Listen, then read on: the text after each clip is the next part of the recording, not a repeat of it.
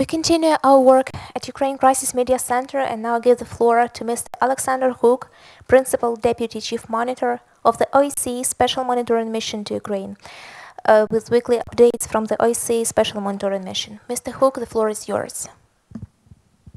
Thank you. Dear friends, I'm speaking today from the Balseve.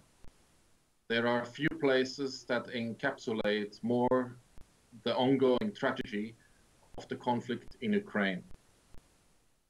It was here that a massive assault involving thousands of ceasefire violations and unknown casualties took place in January and February 2015.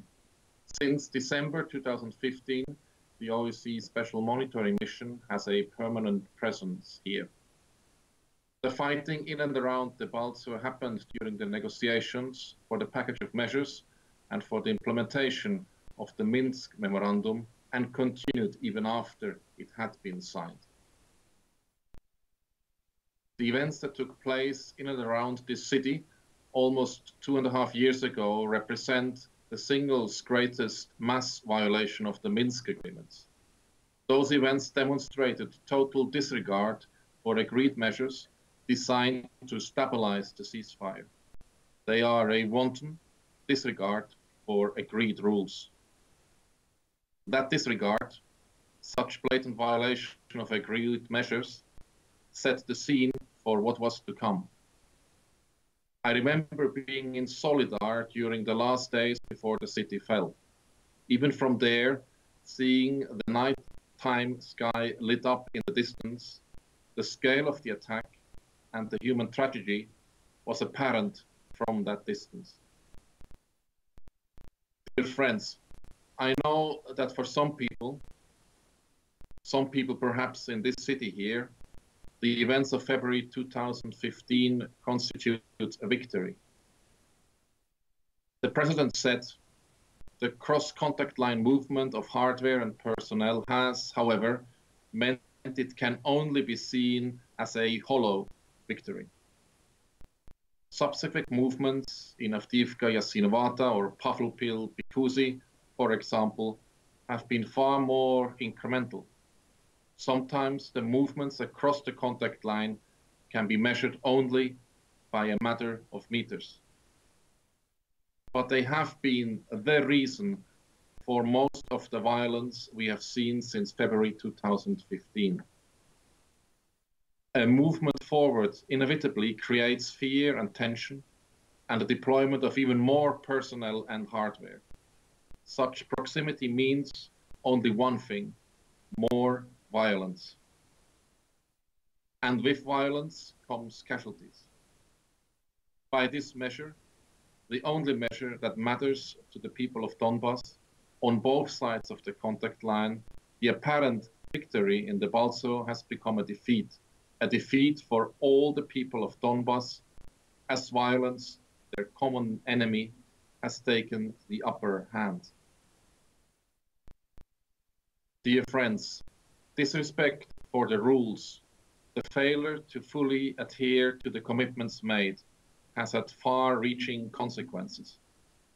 Agreements are reached on ceasefire, withdrawal of weapons, mine action and disengagement, but there is at best only partial implementation.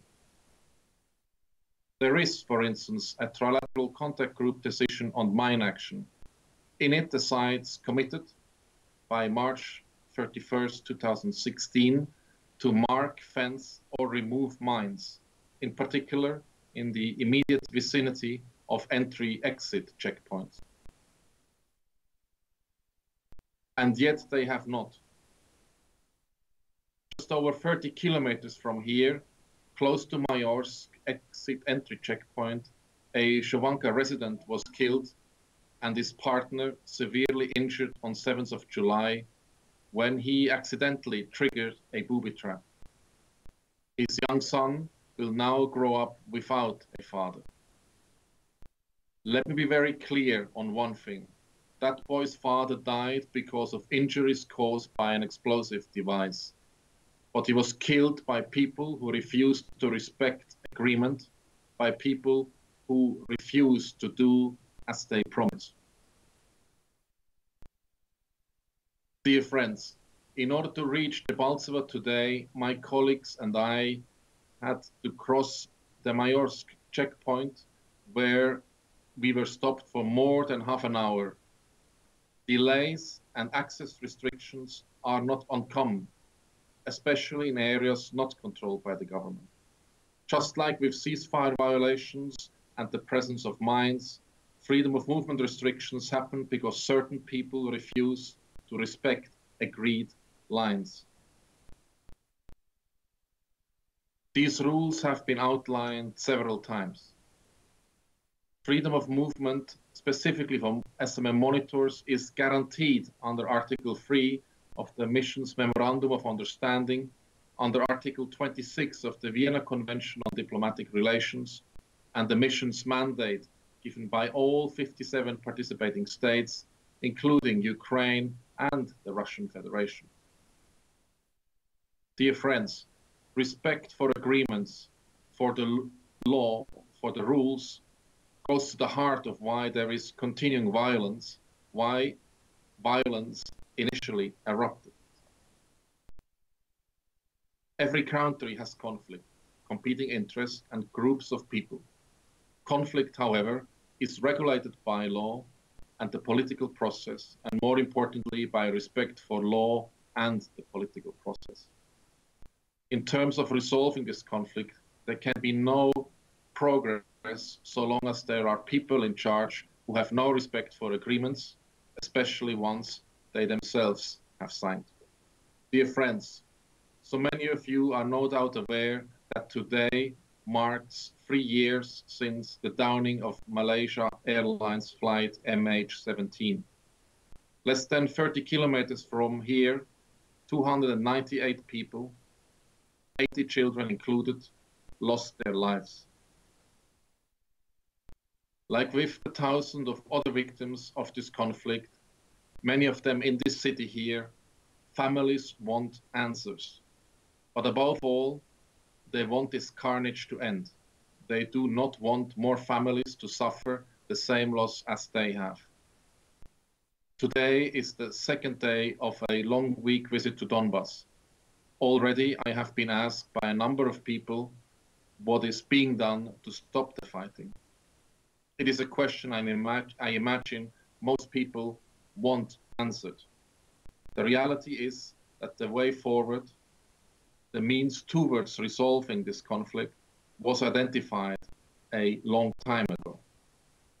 The answers are contained in the Minsk agreements, regulating ceasefire and the withdrawal of weapons, and in subsequent agreements on disengagement and mine action.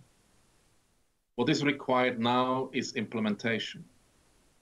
There will be peace if certain people respect agreements and rules that they have agreed to, if they do what they have promised to do. The families of the victims of MH17, the people of the Balsava here, and indeed of all Ukraine, deserve nothing less. Now, dear friends, as usual at the end of my statement here, I would like to inform you about the latest mission numbers.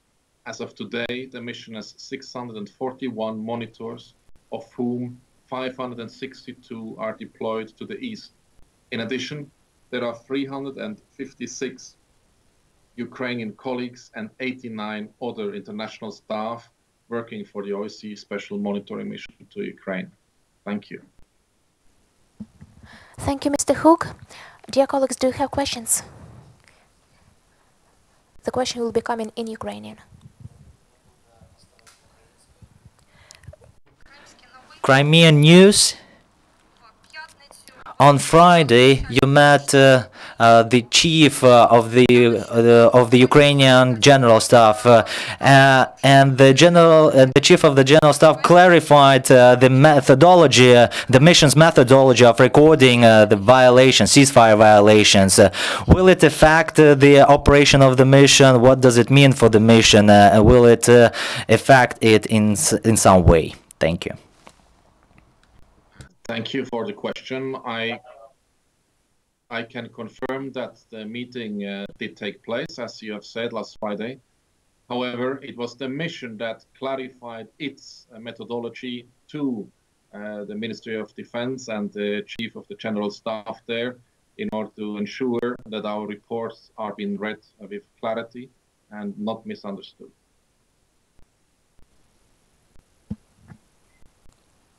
One more question. One more question regarding the opening of petrol bases in the OSCE SMM in non-government controlled areas. It's been for many years that the mission is planning to open bases in Atracit, Novozovsk, Ambrosiivka, Krasnodon. My question is, do you plan to discuss the opening of the forward patrol bases during your visit, and what are the reasons that this problem is still present? Confirm, we do have plans and we are ready to open additional forward patrol bases in the places you have mentioned and elsewhere.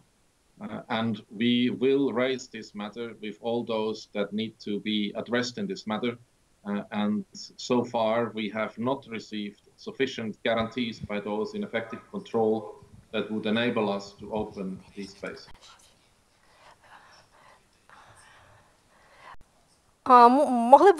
Can you clarify what kind of guarantees, security guarantees, do you need to receive? These cities are in deep rear of the separatist forces.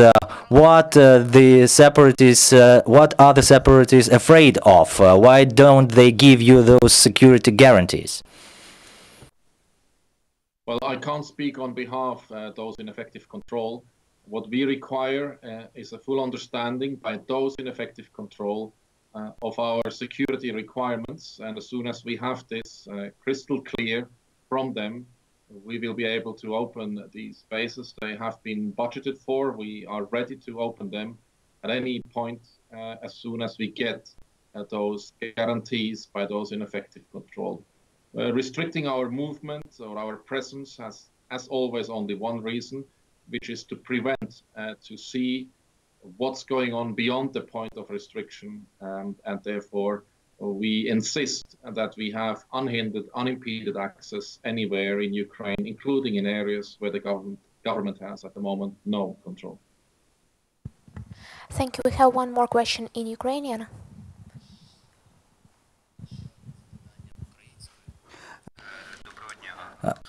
Good afternoon, Alexander Huk.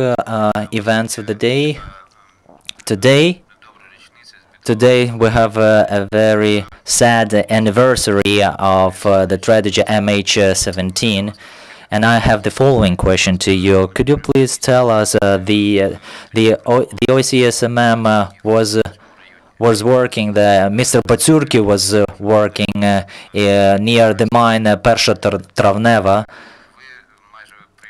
You personally also participated with the government commission with Mr. Groisman. As of today, do you have any official conclusions on this tragedy? And I would also ask a follow-up question.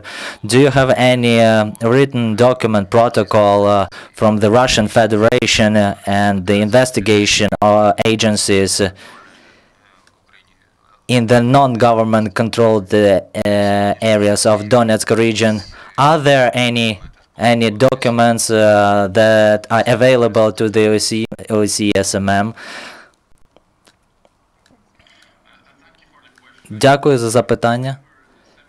Of July 2014, very well, as I have led the patrol to the crash site on that day through the Baltsovo here, where I'm here today. And that, of course, will remain in my memory and that memory of all of my colleagues that were part of that patrol that we have led down there. We have not the task to investigate this incident. Our task was to report on the situation on the ground, and we have done so publicly during these days, and I've continued to do so in the aftermath of the incident. The OSCE Special Monitoring Mission is an observer mission. It reports what it sees and it reports what it hears, but it is not an intelligence gathering operation, and it is not an investigative body. That is left to those who are competent under the law to examine these inquiries, and we will, of course, follow, as everyone else, their work and will be observing and continue to observe the situation here in the Balcevo and 30 kilometers in distance from here, where myself and a few colleagues were exactly 3 years ago to the hour to observe the immediate aftermath of this incident.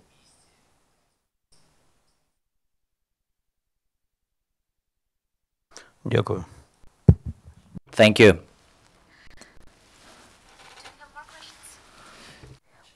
One more question in Ukrainian. I have one more question.